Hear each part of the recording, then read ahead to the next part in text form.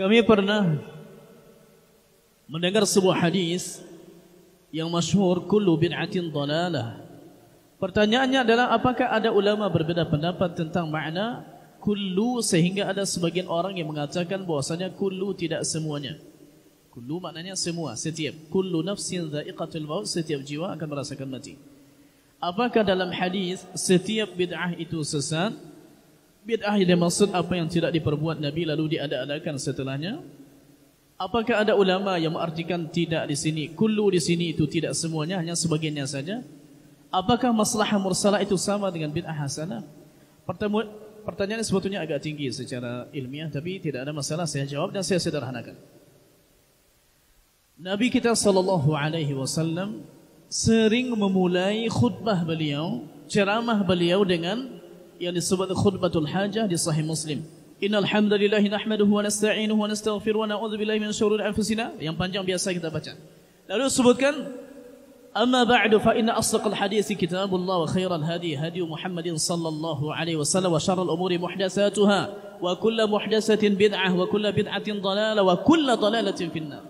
Untuk kita ketahui sering Nabi memakai muqaddimah ini sebelum beliau khutbah. Kalau sering dipakai sementara di dalamnya ada wa kullu bid'atin dhalalah, dan setiap bid'ah itu sesat, dan Nabi ulang-ulang, tidak mungkin kita pahami yang Nabi maksud bukan semuanya, hanya sebagian kecilnya saja. Oh, tidak maksud dia.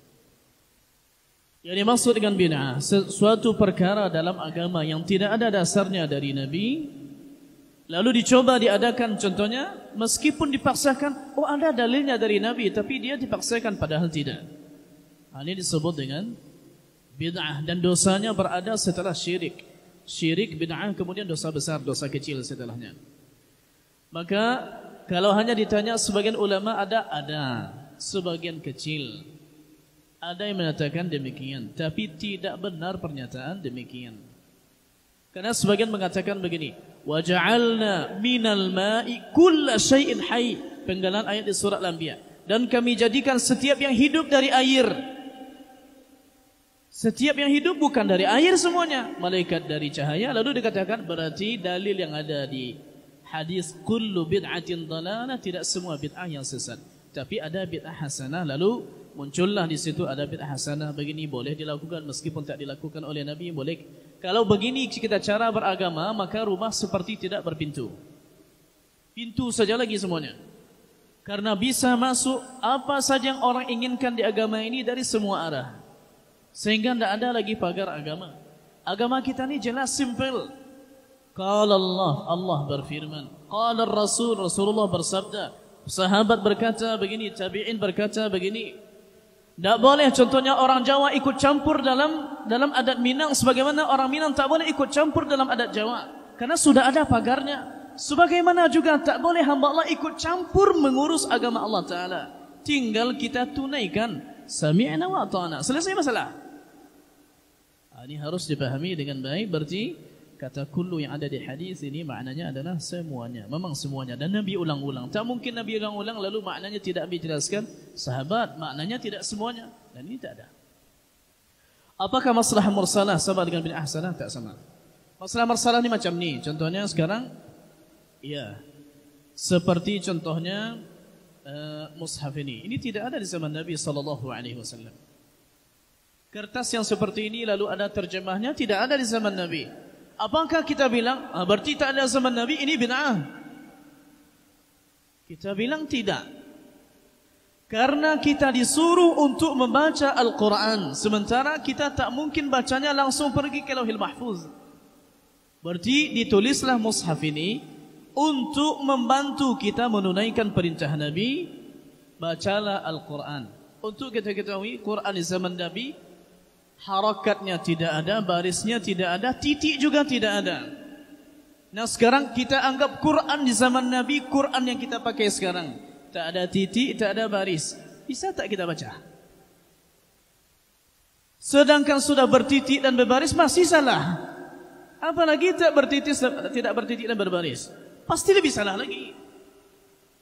Maka sengaja didatangkan meskipun tak dari zaman Nabi untuk membantu sempurna kita menunaikan ibadah membaca Al-Quran. Perantara seperti ini disebut dengan maslahah mursalah. Contoh lain, kita ingin umrah. Lalu dulu di zaman Nabi memakai onta. Apakah dari sini harus pakai onta? Kapan kita sampainya? Berapa kita butuh onta? Sampai di Malaysia lah mati untuk je. Berarti boleh kita memakai pesawat sebagai perantara. Andai nanti ada perantara yang lebih baik dari pesawat, kita tinggalkan pesawat, kita cari perantara yang lain. Berarti perantara yang lain, maslahah mursalah lebih kepada perantara. Kita contohnya mencatat kajian pakai pena contohnya. Oh sekarang tidak perlu dicatat begini. Direkam saja dia ada selamanya. Berarti ini disebut maslahah mursalah. Yang dia bisa diganti kalau nanti ternyata ada yang lebih baik darinya. Bedanya adalah begini. Contohnya ketika kita melakukan umrah. Dah sampai di sana. Lalu kita lakukan tawaf contohnya 8 kali. Tidak 7 kali. Kita bilang itu bid'ah. Karena melakukannya 8 kali bukan perantara. Perantara apa? Tak ada perantara. 7 ya 7.